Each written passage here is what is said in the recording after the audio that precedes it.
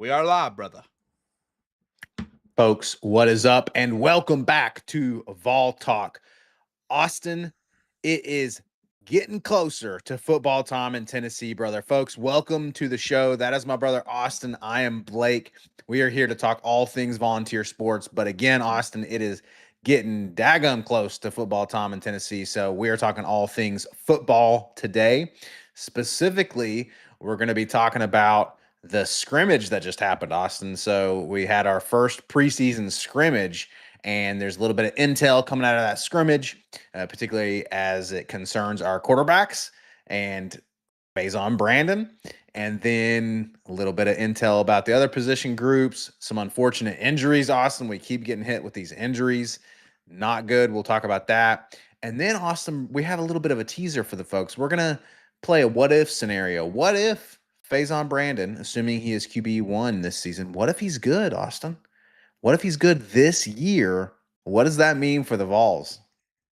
Yeah, dude, I think that's going to be a fun discussion. We kind of teased that a little bit last show, and what that could mean. Because remember, dude, the reason the Vols don't have high expectations this year is mostly due to the uncertainty at quarterback. So if that certainty is answered, plus some, what could that mean for this year's team? It's going to be a fun discussion. It's going to be a very fun discussion. Of course, we don't want to get ahead of ourselves, but hey, it's still the offseason, Austin. It's still the preseason, so there's absolutely no harm in playing through some what if scenarios. So we're going to have fun with that. But folks, jump in the chat and jump in the comments and let us know what you think about that question. What if Faizon is good? What do you think that means for the Vols this season? What it can mean for our season overall? I mean, what is the ceiling on this team if Faizon is actually good this season? So let us know in the comments, and of course, like the video if you wouldn't mind. We would really appreciate that. But before we jump into it, Austin, chat is already off to the races here. We got Jace in the chat. Welcome, Jace. And folks, as you roll in, please join the chat. Let us know what you're thinking. But Austin, we'll jump right into the big question, which is the scrimmage and Faizon Brandon's performance. And there's a lot of different intel, Austin, a lot of different, beat writers, Tennessee guys that are coming out and, kind of giving us a glimpse into what they saw. But the big takeaway, Austin, seems to be that Faizon kind of pulled away a little bit more in this scrimmage. Talk us through this, brother. Yeah, man, that was definitely the consensus that I saw. Specifically, I'll start with what Brent Hubbs had to say about it. I won't read the whole quote because it wasn't the cleanest quote. However, I just mean as far as the wording is concerned.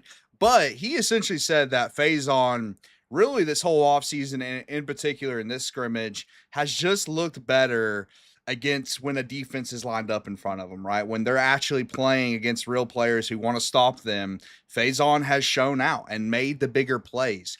I also saw some fans talking about on Twitter, some other reports on Twitter that GMAC has just simply been a little timid. He's taking care of the ball, but he's a little gun shy. Which some people are saying that might be a confidence thing. Apparently Faizon, that has not been the case for. He's made the big plays. He made several deep plays, completed deep balls in this scrimmage as well, Blake, from what I read. And the end of this Brent Hubbs quote, he basically said, but he hears a lot of people and they're talking about how the talent of Faizon oozes out. And that's kind of just been the theme this offseason, dude, that Faizon, the five-star plus prospect, has come in and the talent has been apparent, man. Look, Austin, if there's anything that you want your quarterback to ooze, it's definitely talent, I guess. So so we appreciate Brent Hubbs for that little piece of wisdom there, that little piece of intel that Faizon Brandon is oozing with talent. So yeah, man. I mean, it's good news, right? Now, my mind goes back to Joe Milton, right? Joe Milton seemed to be able to play well in practices / scrimmages, but then in the game it changed. But it's encouraging that it's not just practice, but that Faizon specifically appears to be setting himself apart and playing well against actual players, right? Not Yep. against air, like you said. I mean, that's what we need. And and I think was it Brent Hubbs or someone else that said, yeah, Brent Hubbs in that quote that you were kind of alluding to even said that, hey, George MacIntyre didn't have an awful day, No. but it appears that Faison is still setting himself apart, including against players in this scrimmage. And I think, dude, we talked about that with the Joe Milton thing, and that's something that we cover a little bit on the channel. And the thing is, man, is that the scrimmage is the closest thing to the game, right? That's the closest thing. Now, it's not the game; it's a completely different scenario when it counts, and when you don't have that red jersey on and contacts there. Um, Mhm. but I will say that it seems like if Faison's elevating his play during the scrimmage, he might have a little bit of that gamer in him. Which is a really, I mean, that's a critical part. You can't just look good in practice. You have to look good in playing scenarios when you're actually playing against competition. So it is interesting. I will say I also responded this during this segment, Blake, that a lot of fans have basically pushed back on GMAC not gaining weight. That a lot of fans feel like Mm. he has gained the weight. But here's the thing. He might have gained weight, Blake, but my question is it enough weight? That's my Right. question. That's what's important. You can gain 10 pounds, but is that enough? I think Faison, with everything, man, he already has the size. He doesn't need to gain the weight. And it looks like he elevated in these scrimmages where GMAC did not. And remember, the important context behind that is GMAC has a year ahead of him, man, as far as learning the system's concerned. Yet Faison is the one from the reports. We didn't see the scrimmage, just from the reports. It seems like is the one that's not gun shy, who's making the quick decisions, who's making the big splash plays, and not MacIntyre, who had that extra year in the system so far. Yeah, and obviously it's still a concern that Faison hasn't had that time yet. But I mean, you can't argue with the results on the field, right, Austin? I mean, around here we say the proof's in the pudding, and if that pudding's showing Faison's better despite not having as much time, then so be it. I'm gonna catch up on the chat here, Austin. We're jumping ahead a little bit. We're about to, folks. We're gonna get into a discussion um, about if Faison does play well, if all of this intel is correct that he's playing well, and then it translates, like Austin said, to the actual field when that red jersey is off and it's an orange or a white jersey.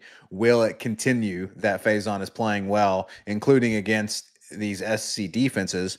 But we're gonna ask the question: okay, if he does play well, then what does that mean for our season? Folks are already dropping their predictions in the chat, so go ahead and drop yours if you haven't already. Appreciate Jace, Turf Dude, and Vol Fan 77 all in the chat here. But Austin, look, I mean, what else is there to say about Faison? I mean, now we're doing a scrimmage. I mean, people are still saying, including Brent Hubbs, again in Yeah. that quote, that he's like, okay, it's not decided by any means. But how many reports do we have to get that Faison is Yeah. playing well before we're like, okay, it's decided, Yeah, and you had a few other personalities come out today, like that film guy predicting that Faison will end up winning the job. And he's not like in the program. This is just a guy who covers college football, who's reading the tea leaves. On3 reported. Of course, they want to make you pay for the article, but they had an article discussing one QB flashed in the scrimmage for the Vols, and of course, they were speaking on Faison. Listen, I think all things are pointing to him right now. Blake, I've been saying that for a while. This that was a bit of a risk by me because people bookmarked this scrimmage as some big, deciding factor in this battle. Well, I mean, it's played out the way it's played out, dude. I think at this point, again, I've been saying this for a while. I would be shocked if he's not the starter week one. Several people are saying that at this point. Another interesting take on Twitter that a lot of people seem to agree with. Apparently, people that really follow Brent Hubbs and listen to everything he says are kind of dissecting that quote and are deducing that he's basically predicting Faizon at this point, even though he didn't directly say it, because Heupel hasn't said it. Hubs isn't going to say something unless Heupel says it publicly. But he's looking at, I mean, people are dissecting quote and saying, hey, if you know Hub's language, you can kind of tell like he's saying Faison's the guy at this moment if Heupel had to pick a guy to start today.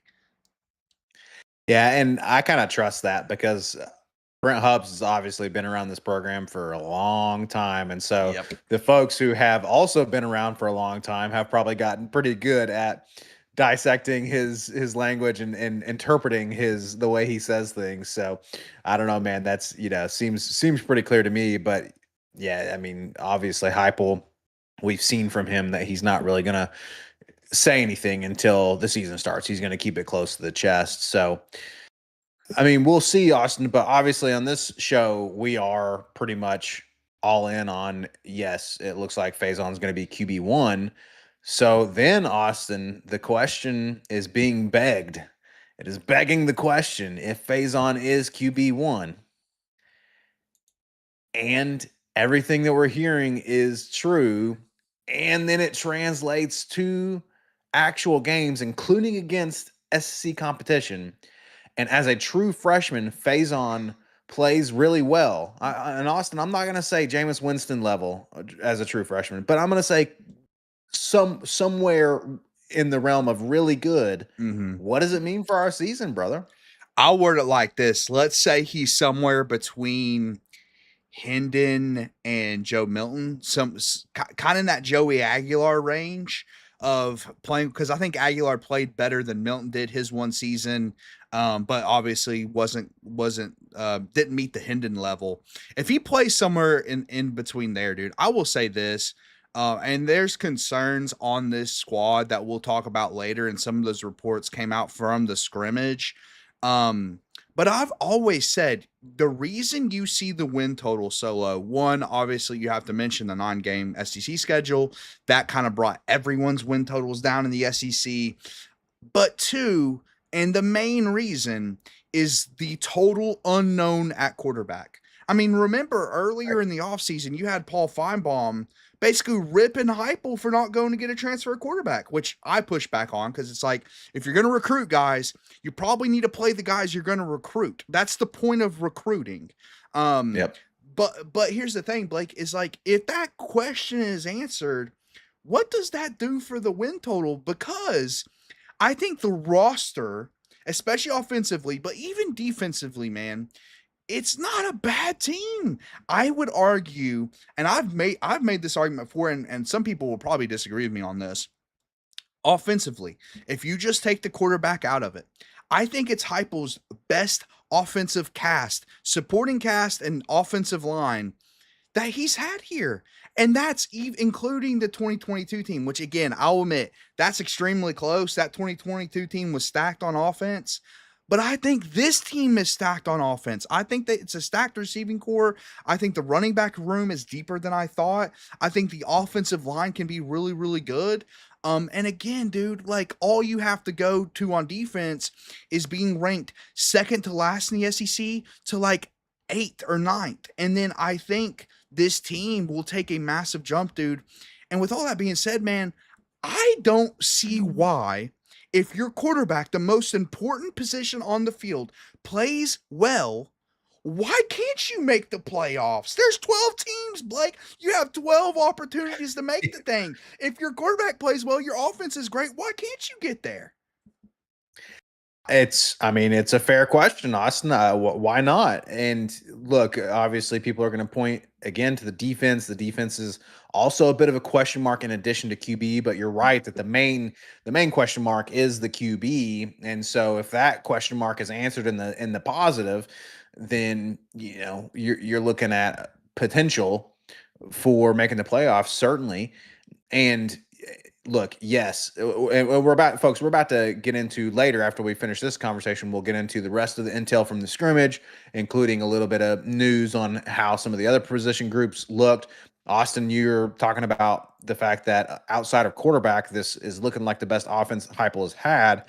And again, to kind of tease the future conversation about the rest of the scrimmage information, it seems like that's starting to get affirmed, right? Like Yes. there's a little bit of news about the wide receivers and the running backs and all that. So with all that being said, I think you're 100% right that if Faison plays really well, then there's no reason that you can't have a good season. I mean, because Austin, think about 2022. Obviously, we were one weird situation against South Carolina away from making the playoffs in 2022, and that year didn't have a fantastic defense. I No. mean, that defense was porous as a freaking volcanic rock. I mean, it got holes all through it like Swiss cheese. So, but the offense was so electric, right? The offense could score at will. I mean, that was some crazy stuff, brother.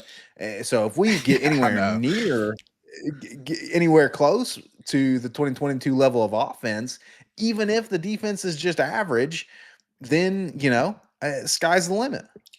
Dude, it's a fantastic point. I think people forget, they think about the good times in 2022, and there was a lot. Trust me, I think about that season almost daily. There was a lot of great times in that season, and you'll think about the good defensive performances like LSU and Kentucky. Those are really good defensive performances. But Blake, the most notable win of that year, the defense was horrendous. They were hemorrhaging Yeah. points against Alabama. And of course, you have the game against South Carolina where the defense was quite literally had the worst performance maybe in Tennessee history, dude, against Spencer Rattler in South Carolina. So, yes, dude, you're 100% correct. Let's not act like that 2022 defense was some crazy good defense. It was a serviceable defense. Serviceable. And, sometimes serviceable uh can take you a long way. It took us to actually 11 wins that year in an Orange Bowl victory. Um, and because you would never argue that the 22 defense was as good or even close to the 24 defense. You would never make that argument. So, even if and listen, we are concerned about the defense, and it's something we're going to talk about later. I think it's a big concern at this point with injuries and whatnot. But I think if that offense again, this is the what if we're playing. Hey, it's optimism season, dude. We are a couple weeks away from the season. Let us dream a little bit. What if our true freshman quarterback, everything that everyone's saying about him is true, which he looks the part, you see the talent oozing out of him. What if he plays well? Then I think there is really no reason that the offense can't be better than last year. And let's remember, last year's offense was electric at times. It wasn't 2022 electric, but it was electric at times. I think it could come close to that 2022 offense if Faizon Brandon is good right off the rip. Yeah, absolutely. Definitely agree with you. Let's check in with the chat here, Austin, see what they think.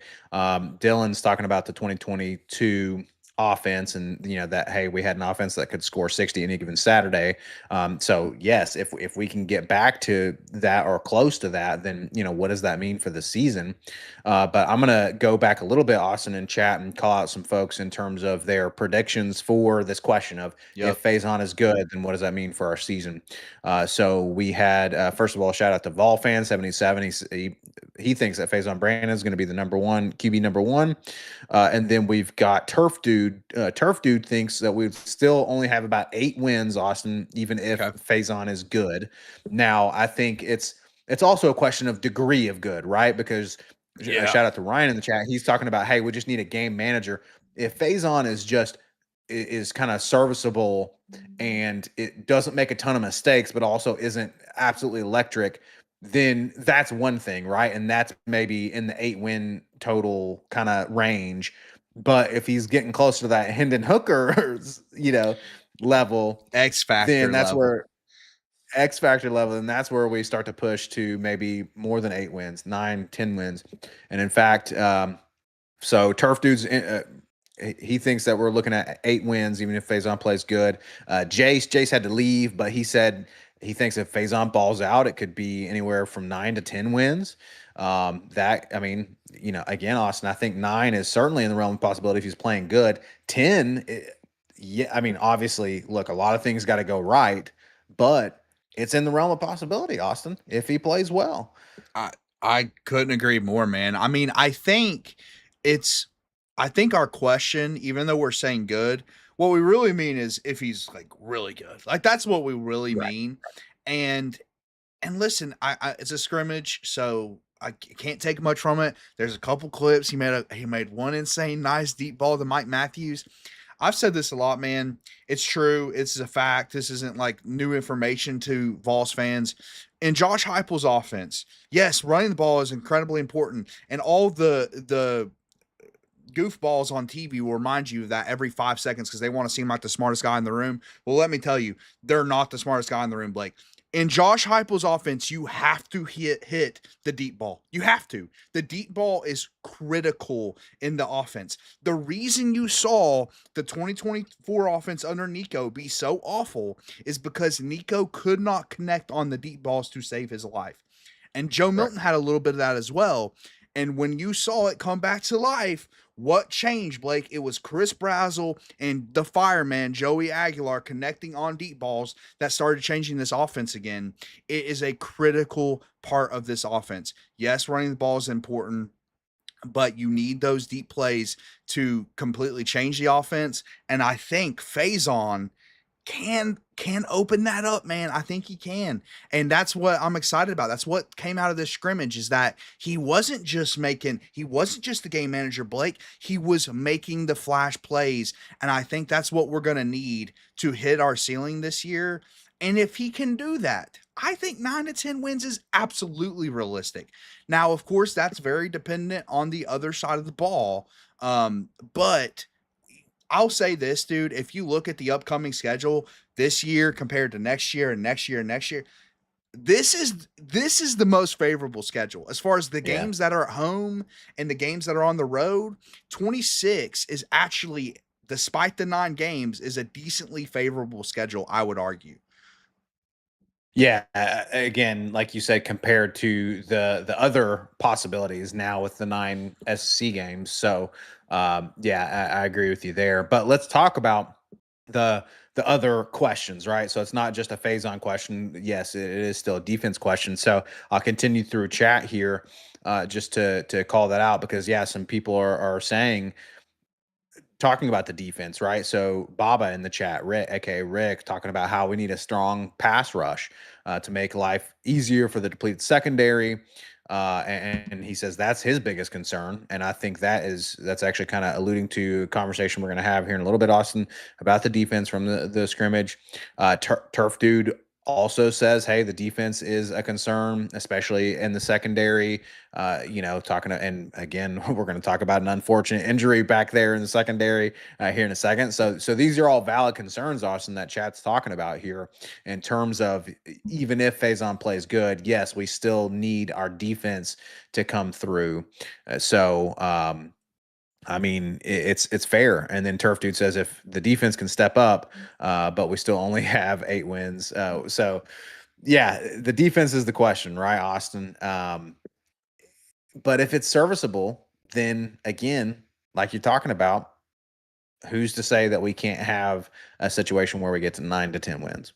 Yeah, I mean, yeah, exactly, dude. That's where I'm at with this. Again, maybe I'm being a little optimistic. I think I'm usually pretty fair in my predictions. So I think people might be missing the difference maker a elite quarterback can do for a football team. Especially under Heupel, dude.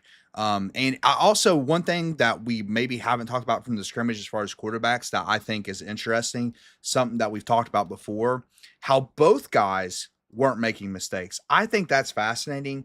I think there's something about Josh Heupel being a former quarterback, his offensive scheme, he's just able to coach out a lot of mistakes out of young quarterbacks. And I think the biggest reason for that, Blake, is simply because he doesn't ask a lot out of his quarterback. There's not that many reads. Right. It's a half field read, boom, you're making your play. So it's like I think that's interesting. I think, because that's your main concern when you're talking about a young quarterback is mistakes. How many Yes. mistakes is he going to be? How many picks is he going to throw?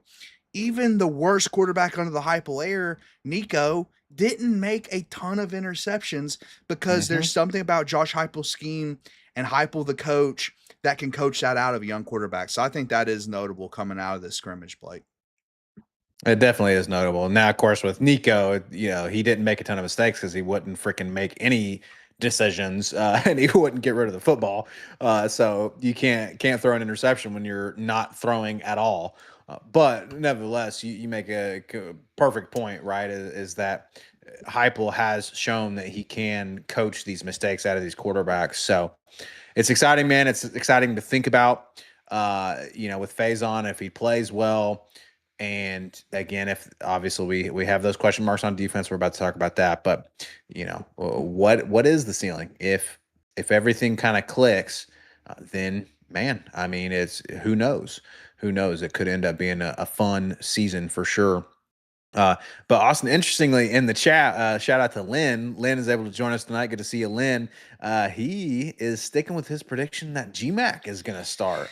Yeah. So I mean, who knows? It could, there's always the possibility that Josh Heupel throws us the curveball and GMAC starts. You never know, dude. I will say though, you brought up an interesting point about Nico, the indecision. That's a report out of this scrimmage, dude. That was one of the biggest reports is the indecision of George MacIntyre. And I even heard people talk about it might be a confidence problem. And I will give Blake credit. He was the first on this with Nico. The confidence issues, maybe that what caused the indecision. Well, we're seeing a little bit of that in George MacIntyre. So I don't know, man. I don't know if I would be upset if GMAC started at this point, Blake.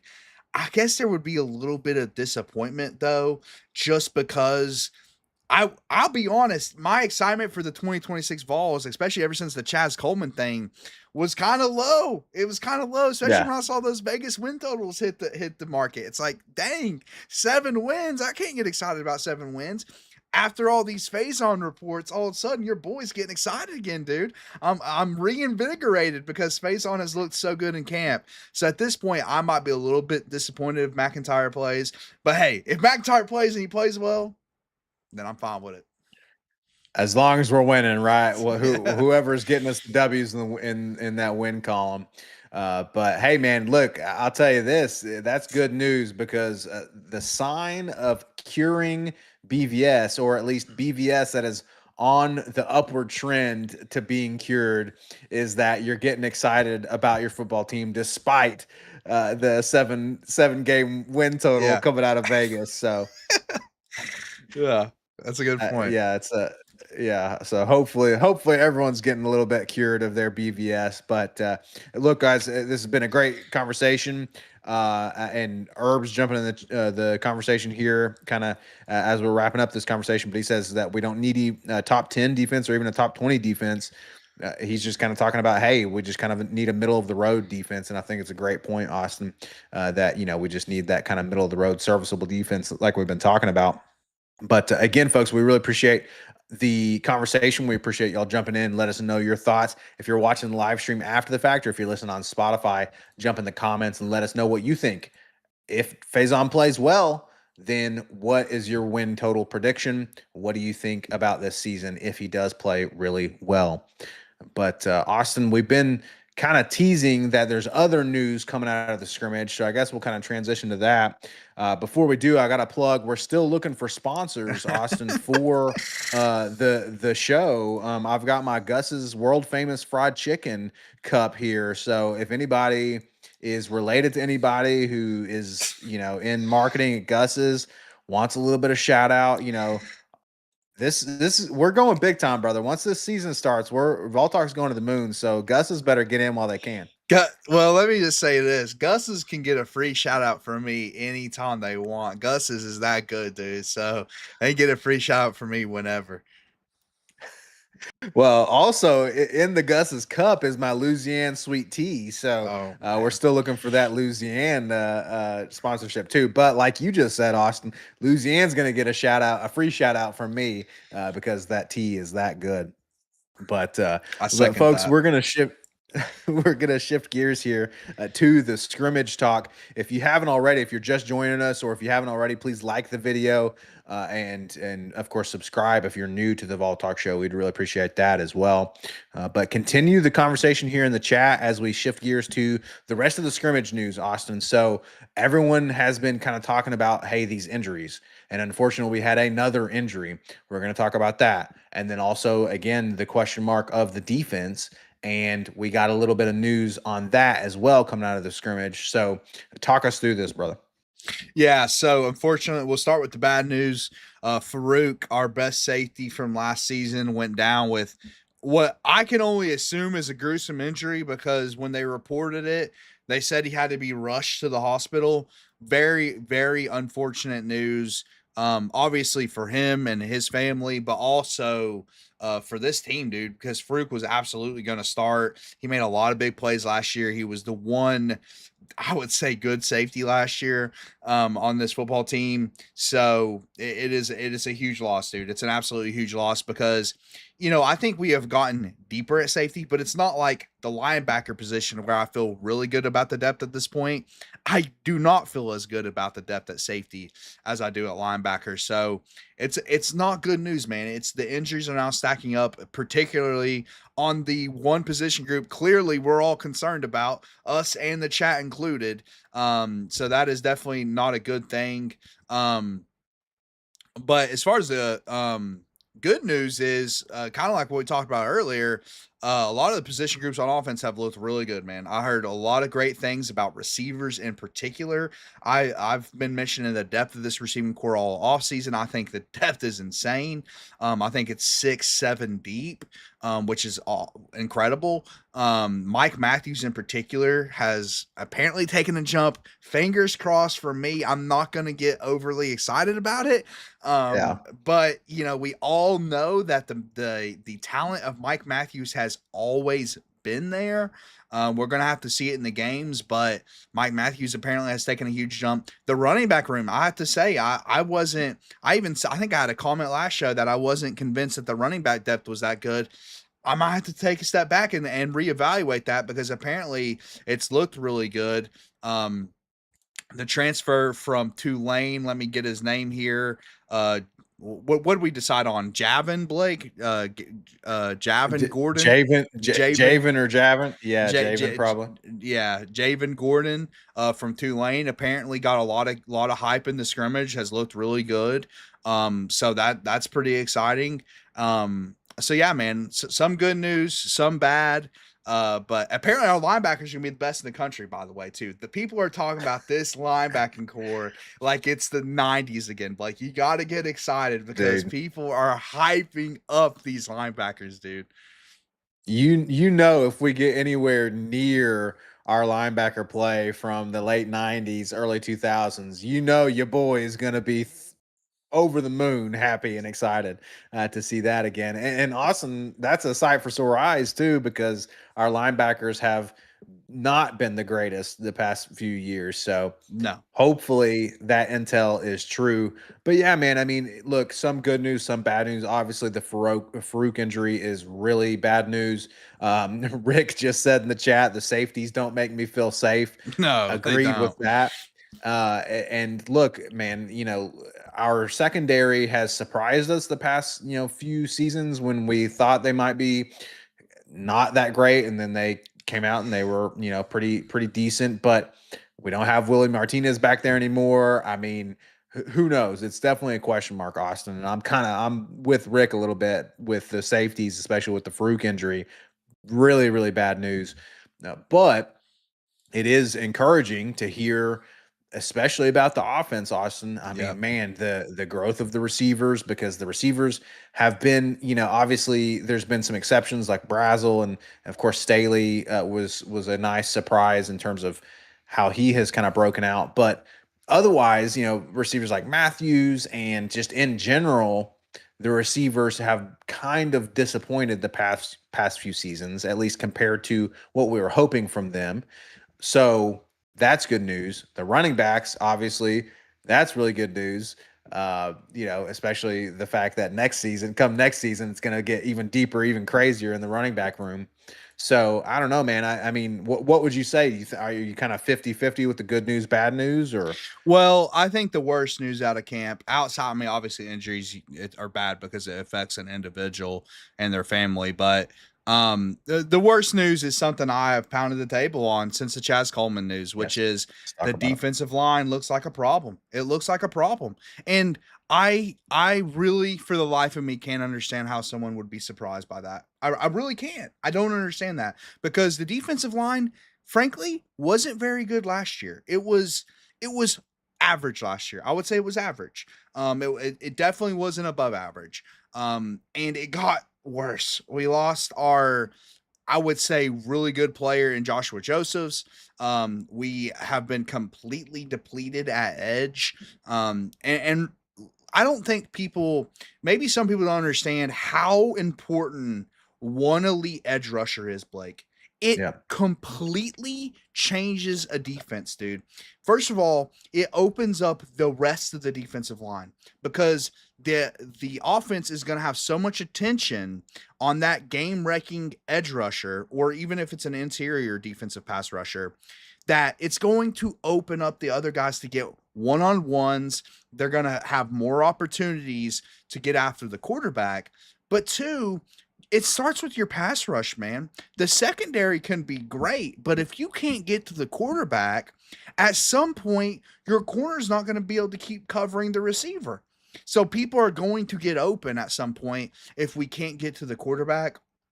I am absolutely extremely concerned. And I think the one thing that could really hold this team back, going back to our last discussion about if Faizon's good, I think the one thing that could hold us back is if we have a severe lack of pass rush, which Blake at this point, I think is a very serious possibility, unfortunately, for the 2026 Tennessee Vols team.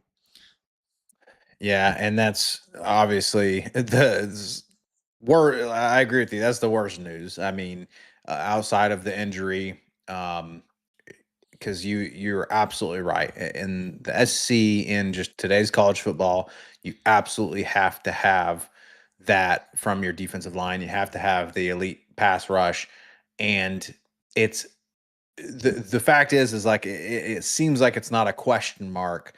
It seems like it's in the negative. It's trended towards the negative because of this intel that we got from this scrimmage, right?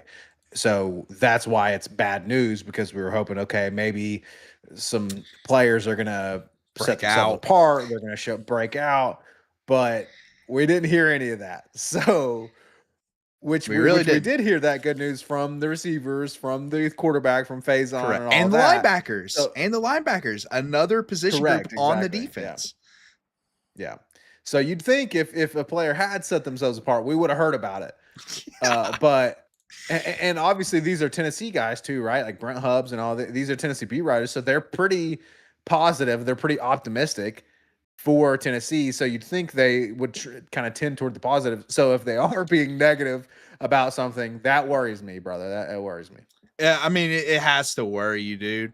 Um, the reality is when you look at the roster, you just have to ask yourself, okay, is Tyree Weathersby going to be a regular at edge? Is he going to be a regular at edge? Or is he going to, in general, be a regular on the defensive line?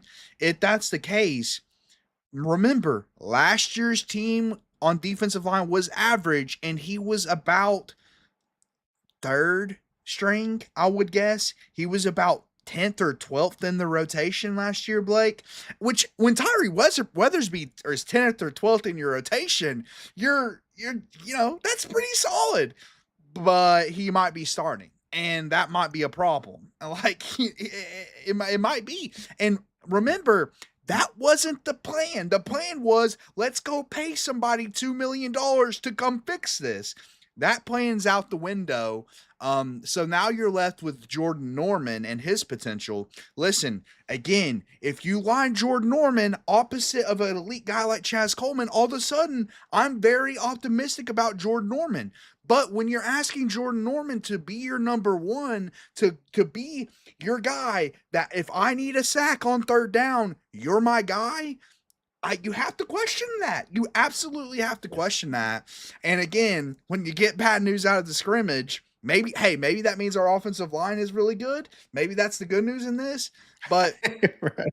but to me, man, it's not looking good on paper on the D line. It's just not. It's not, and we hope that it improves over the season. Look, I mean, if there's any position coach that can Yes. kind of turn it around as the season goes, then it is Coach Gardner. And shout out to, I can't remember if it was Backflip Spaghetti or someone else in the chat that called us out last time, Austin. Apparently, we were adding too much. We were saying Gardner instead of Garner. Rodney Garner. Apologies. Okay, the accent. I don't know. Sometimes I just add letters, take away letters. Apologies, but Coach Garner, Austin. I mean, if anyone can improve a situation over the season, it will be him. Yep. But you don't have much time, brother, until the SEC competition comes around. So it's not like we have all season for him to get the ship right. And it's not like we really, gave him the right pieces to be successful here. Let's be completely honest. Exactly. Like in the interior I think the interior has a higher ceiling than the edge, but come on, man. David Hobbs was supposed to break out last year and he didn't. I mean, so why would we expect him to break out this year? I predicted Isaiah Campbell on the interior might break out last year and he just didn't get playing time. So it's hard. It's tough. Like some of these guys are young. Maybe somebody comes forward, man. I'm just not seeing it. I'm just really, really not seeing it. There's a reason we're gunning for the number one edge in the 27 class. I mean, like there's a reason for that. They're probably going to try to throw that guy a ton of money because they know that this edge room is not where it needs to be. I will say the X factor in this is coaching. You brought up Gardner. I'll bring up Jim Knowles. I think there's an X factor in that. Like if you can make the unit overall just play well, just be average, okay, that's fine. Like, and when I say unit, I mean the defense as a whole. Like if you can, hide your pass rush with, really good secondary play or really good linebacker play or send exotic blitzes, like there's ways to hide it and to make it better. But at the end of the day, man, I think, I think I'm worried because again, you need the guys to do it. Like, you can be a great coach, but you need the players. It starts with the players. And so, yeah, maybe Knowles and people are saying that we know the players know Knowles' system about 70% at this point. I mean, and apparently that's a quote from Knowles. I guess that's supposed to make me feel better. It kind of makes me feel a little antsy. I mean, we play in 2 weeks. Y'all need to learn 30% more. So I don't know, man. And again, dude, if this pass rush isn't good, Blake, it can make the good linebackers and the decent secondary look bad. If one unit is so bad on a defense, it can make the whole thing look bad. So, man, we'll see. We'll see how it plays out. Yeah, I kind of agree with you on the Knowles thing. So shout out to Turf Dude. He says that Jim Knowles has said that the team's about 70% in terms of knowing his scheme. And Turf Dude's like, hey, maybe that helps. Yeah, maybe, or maybe it hurts, especially if he's being kind of optimistic. Maybe if it's less than 70%. And to Austin's point, it's like, okay, with a couple weeks left until the season starts, it's like you want to be a little closer to 100%. So I don't know. We'll see, right, Austin? It's a matter of time. I mean, the season's starting one way or another, brother. Yeah. Whether we're ready or not. So whether Sure. the defense knows the scheme or not, the season is coming, which is good news for us because we're ready for football time, brother. I will say though, there is a legit possibility, and I'm not predicting the defensive line is all of a sudden gonna. If you're one of those people that think this D line is gonna be great this year, that is a bet I just would not take right now. That is just not a bet I would take. Okay. However, I will say there is a decent possibility that this could mean the O line is like as legit as we think it is. I Yeah. think the ceiling of this offensive line is really, really good. They don't get a shout out in all the scrimmage stuff, but if you're saying the defensive line looks bad, that means the D line was locked up by the offensive line. So let's give the offensive line some credit for that. And they are really good on paper. So I don't know. Maybe it means more about the O line than the defensive line. That's about as optimistic as I can get from the news out of the scrimmage, Blake.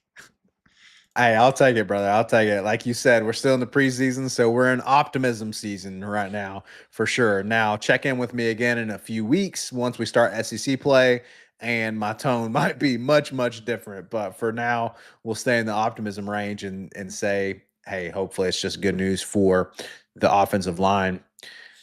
Lynn, hey, Lynn, I agree with you, Lynn. He says in the chat that I just hope it isn't another year of bad calls by the refs.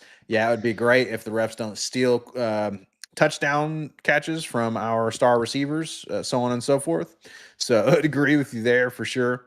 And then Turf Dude says that he's not as concerned about the main line, but he's definitely concerned about edge and the secondary. And that's, that's fair. The secondary is a question mark now, especially with that injury to Farouk. And then Baba says, hey, maybe Knowles will get creative with the blitzing. I think that Jaden P could be a problem for other teams. And yes, Austin, honestly, that's a great point, maybe to kind of round out the conversation. And again, maybe bring some optimism is that if we're about to see what Jim Knowles is made of, right? And it's his first year, and apparently his defense is only at 70% of knowing his scheme, whatever. But how do you adapt as a coach, right? If your defensive line isn't the greatest, if it is struggling, then how do you adapt and how do you still create pressure on the quarterback? Get creative with blitzing or whatever the case may be, Austin.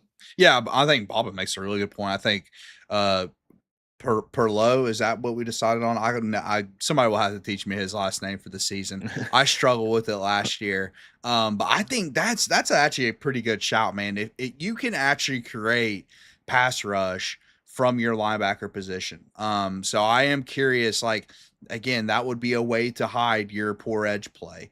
And we have extremely athletic linebackers. Perlow would be one of those guys that I would put in that bucket. So it is going to be fascinating, man, to see how he handles that. My concern for the secondary has definitely went up since the Farouk injury as well. That's something that, because I just don't think we have the depth in the secondary. And so any injuries is going to be tough. Per lot, that's it. Or yeah, per lottie. Okay. Perlotti, yeah. So all right, cool. Thank you, Baba.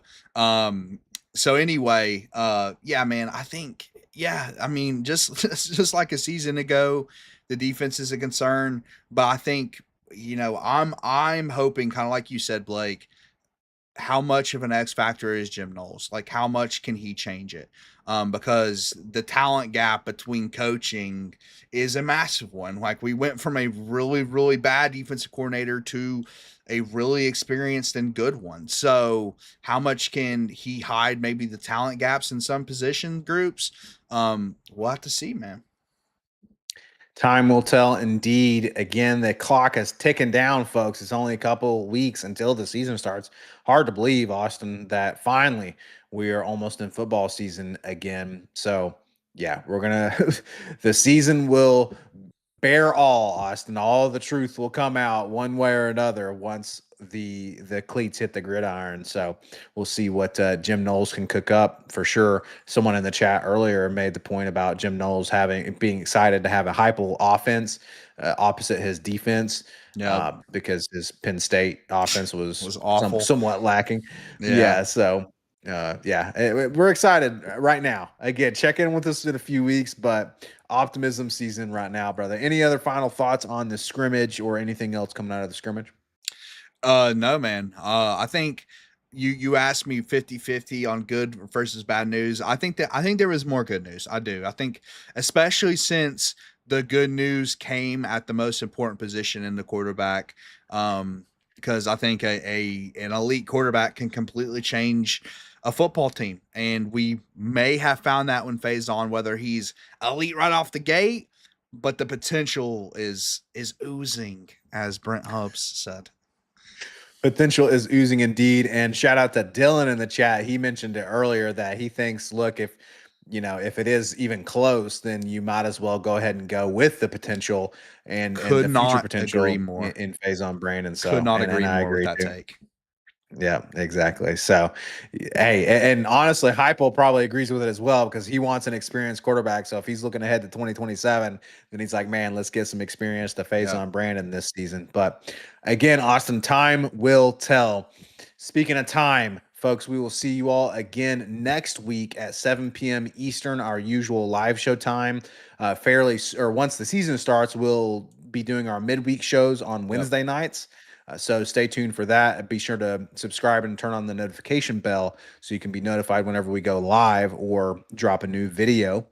But it's been a fun show, folks. And look, stay tuned as well for us dropping info about our big season preview. That will be Yep. happening soon, probably the week before the season starts. That's going to be a fun show, the big season preview for Vol Talk.